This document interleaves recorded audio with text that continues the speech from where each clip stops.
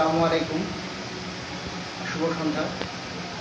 আমি আজকে একটা ভিডিও নিয়ে আসছি। আসলে এটা সম্ভবত গ্রামের মানুষের জন্য সব থেকে উপকারী হবে, বিশেষ করে বর্ষার সিজন, যেহেতু চারিদিকে বন্যা হচ্ছে। সব জেলায় না হলে কিন্তু হচ্ছে বন্যা। আর এই মুহূর্তে সাপের উপদ্রব যথেষ্ট, বিশেষ করে আমাদের প্রতিবেশী দেশ ইন্ডিয়া, মানে চায়না থেকে সাপগুলো এসে ইন্ডিয়া থেকে অনেক সাপ আসতে পারে আমাদের দেশে। তারপর আমাদের দেশে স্থানীয় সাপ তো আছে। আচ্ছা, এখন বর্ষার সময় সাপ একটু বেশি আনাগোনা দেখা দেবে, কারণ বন্যার কারণে ওদের যে আবাসস্থলগুলো সেটা একটু হয়েছে।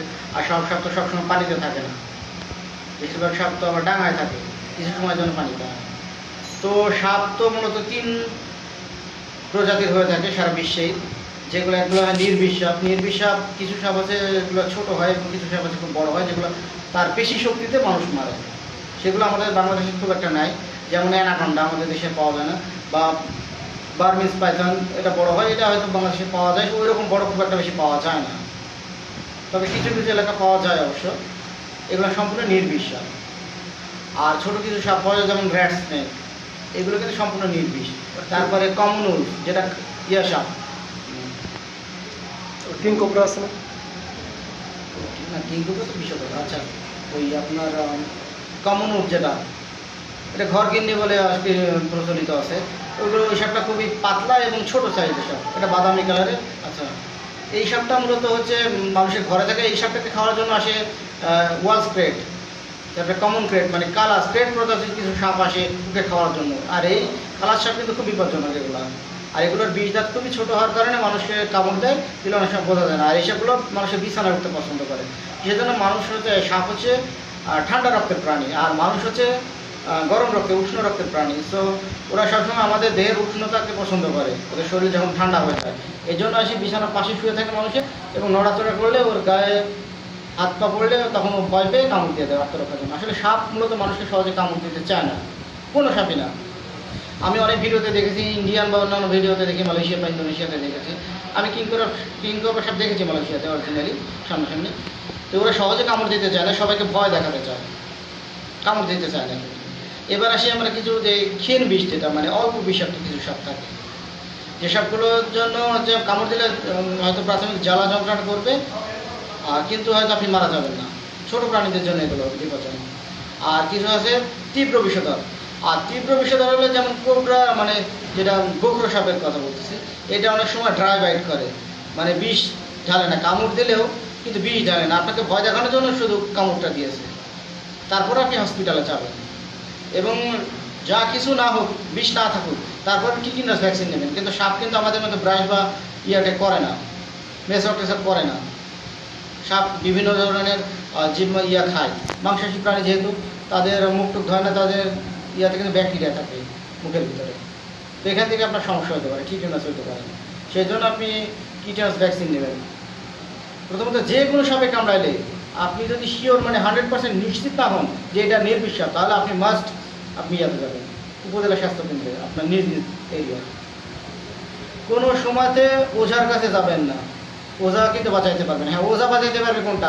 নির্বিষ সাপ কামড় দিছে, ওঝা না। ওটা আপনি কিছুক্ষণ বাড়িতে থাকলে কি আপনারও কিছু হবে না, ওঝা ওটা বাঁচাইতে পারবো, ওটা আমিও পারবো। যদি বিষাক্ত সাপে কামড়ায় তাহলে ওঝা কেন? অনেক ওঝার চিকিৎসা নিতে আমি দেখেছি। কাজে ওঝার কথা কোনো বিশ্বাস করবেন না, দয়া করে বলতেছি। আপনারা অবশ্যই ইয়াতে যাবেন, হসপিটালে যাবেন, ডাক্তারের শরণাপন্ন হবেন। আর একটা বিষয়, রাত্রে যখন চলাচল করবেন অবশ্যই টর্চ লাইট ইউজ করবেন। সাপের যখন গায়ের উপর পা দিয়ে দেবেন, তখন ও ভয় পেয়ে, যখন একটু ব্যথা পাবে, ভয় পেয়ে কিন্তু ওকে মারছে এভাবে, কিন্তু কামড় দিয়ে দেবে। আপনি ভালো খারাপ ছোট বড় কি এটা বুঝতে যাবেন না। আর সাপের এমন একটা বুদ্ধি যে আপনি কেউ পালছে ওর কথা শুনবে এরকম না, ঠিক আছে? আর ওদের স্মৃতি এতটাও না, মানে শক্তিশালী না, যে অনেকে ভাবে যে সাপে একটাকে কামড় দিছে, হয়তো ওর সঙ্গে আসি প্রতিশোধ দেবে। না, সাপের এরকম কোনো ক্ষমতা নেই, এত স্মৃতিশক্তি তার নাই। আর সাপ কখনো দুধ খায় না। কিন্তু আপনারা বলেন যে সাপ দুধ খায় অমুক, আর আমি আমাদের গ্রামে দেখেছি অনেকে বলে ওই সাপকে, কোবরা সাপগুলোকে পোড়াইলে, বিশেষ করে গোখরো, গোখরো, বা ওই যেটাকে কি বলে হয় গোখরো, তারপরে আর একটা কী সাপ আছে, কোবরা, মানে কোবরার একটা জাত, স্পেকটিক্যাল কোবরা, মনোকের ট্রেল কোবরা, যেগুলো আছে আর কি, এগুলাকে আমার দেখি পোড়ায় যে সাপ হিন্দু। আসলে সাপের কোনো ধর্ম নাই, মানুষ এবং জিনের ছাড়া সাপের কোনো ধর্ম নাই। কিন্তু তাহলে সাপকে পোড়াবেন না, যেটাকে মেরে দিতে সেটাকে মেরে দিতে, আবার কষ্ট দেওয়ার দরকার নেই, ঠিক আছে?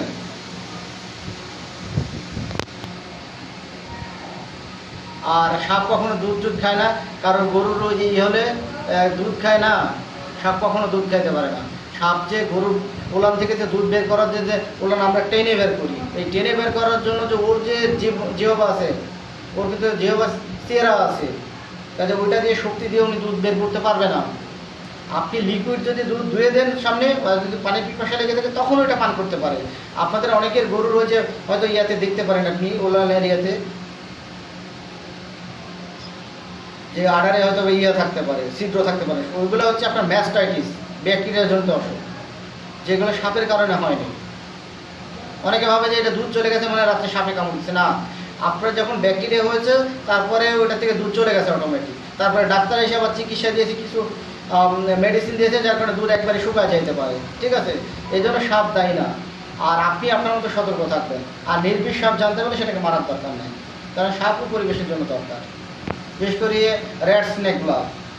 এবং কিছু কয়েকটা বিষধর সাপও আছে, যেমন ব্যান্ডিট ক্রেট বা শঙ্খিনী সাপ, যেটা হলুদ এবং কালো রোডার, এই সাপটা কিন্তু মানুষকে কামড় দেয় না, ও শুধু মাথাটা ঢোকায়। ওর কাজ হচ্ছে অন্যান্য বিষধর সাপকে খায়। ওর মোকাবেলা করতে পারার মতো পৃথিবীতে শুধু দুইটা সাপ আছে, সেটা হচ্ছে আপনার একটা বলে ম্যানগ্রোভ হচ্ছে সাপ পাওয়া যায়, যেটা হচ্ছে কালো এবং হলুদ জোড়া কাটা, ওই সাপটাকে খাইতে পারে, এবং কিং কোবরাটা, এই দুটো সাপকে খায়। আর বাকি সাপকে ও খায়, সেটা যে কোনো সাপ হইতে পারে, আপনার কোবরার যে অন্য যে প্রজাতিগুলোকে ও খায়। কাজে ওই সাপটা কখনো মানুষের কামড় দেওয়ার রেকর্ড নেই। আর আরেকটা সাপ পাওয়া যায়, এটা আমি বলে রাখি, সেটা এই সাপটার হচ্ছে আপনার যেটা হচ্ছে আপনার লাল গলা হচ্ছে ঢোড়া সাপ বলে হয়। এটা কিন্তু আছে, ওরা স্কিনেও কিন্তু পয়জন আছে ঘাড়ের কাছে, এবং ওইটার তো বিষ আছে। আর ওইটার অ্যান্টিভেনম কিন্তু বাংলাদেশে নাই। আর ওই সাপটার বিষটা কিন্তু সামনের দিকে না, ওর সাপ হচ্ছে আপনার পিছনের দিকে। আর আরেকটা বিষয়, রাসেল ভাইপার, এই সাপটা কিন্তু হচ্ছে হয়, এর বিষটা অনেক বড় হয়। যদি আপনি কোনো কারণে ধরে ফেলেন, ওই আপনার যে ওর চলের ভিতর দিয়ে কিন্তু ওর দাঁতটা ফুটা করে, চল ফুটা করে আপনার আঙুলে কিন্তু বিধায় দেবে বা হাতে বিধায় দেবে, দিতে পারে। তাদের সাপ ধরার চেষ্টা করবেন না আপনারা, যারা ওই যে রেস্কিউ টিম আছে তাদেরকে খবর দিবেন সবসময়। আর সবসময় চিন্তা ভাবনা করে চলবেন, আর হেলদি খাওয়া দাওয়া করার চেষ্টা করবেন। হেলদি বলতে গেলে কি, যেমন অনেকে বলতে পারে ভাই আমি তো খুব না, বড় লোক না, তবে আপনি আপনার বড় লোক না, এটা ঠিক আছে, তবে যে খালি মাছ মাংসে ভিটামিন আছে এরকম না। আপনারা হচ্ছে শাকসবজিও খাইতে পারেন, এবং সেটা ভালোভাবে খাবেন, এবং অতিরিক্ত লবণ দিবেন না কোনো কিছু, ঠিক আছে? তারপর অতিরিক্ত তেল খাবেন না, এরকম করে চলবে। আচ্ছা, মূলত আমি সাপের ভিডিও করতে চাচ্ছিলাম, আর গতকাল মানে সাপ স্নেক ডে ছিল, মানে সাপ দিবস ছিল। ভিডিওটা আমি গতকাল করতে চেয়েছিলাম, কিন্তু করা হয়নি, আমি আজকে করলাম। তো অবশ্যই আবার আমি বলতেছি যে সাপে কামড় দিলে অবশ্যই আপনারা যদি 100% শিওর না হন যে এই সাপটা নির্বিষ, তাহলে আপনি অবশ্যই উপজেলা স্বাস্থ্যকেন্দ্রে যাবেন। সেখানে যদি না অ্যান্টিভেনাম পান, জেলা শহরে যাবেন, আপনি গিয়ে হলেও অ্যান্টিভেনাম দেবেন। আর যদি ডাক্তার বলে যে নির্বিষ সাপ, তাহলে আপনি টিটেনাস ভ্যাকসিন দেবেনই, কোনো ওঝার কাছে যাবেন না। আর ওঝার কাছে গিয়ে আপনি টাইম লস করে ফেলেছেন, তখন ডাক্তারের আর কিছু করার সময় থাকবে না, কারণ আপনার সময় ছিল 2-3 ঘন্টা, আপনি ওঝার কাছে 2.5 ঘন্টা কাটাই ফেলছিলেন। আধা ঘন্টায় আপনি যে কী করবেন বলেন? আপনার তো মৃত্যু নিশ্চিত হয়ে যাবে। আচ্ছা, আমি আবারও সতর্ক করার জন্য এই ভিডিওটা করেছি। আর ভিডিওটা দেখা মাত্র আপনারা সবাই শেয়ার করবেন। শেয়ার করতে কিন্তু টাকা পয়সা লাগে না, হয়তো আপনার এমবি থাকলে এমবি কিছু খরচ হতে পারে দেখার কারণে। আর লাইক শেয়ার করবেন এবং চ্যানেলটি সাবস্ক্রাইব করবেন। আর যদি পেজে থাকেন তাহলে অবশ্যই ফলো দেবেন। আচ্ছা, ধন্যবাদ।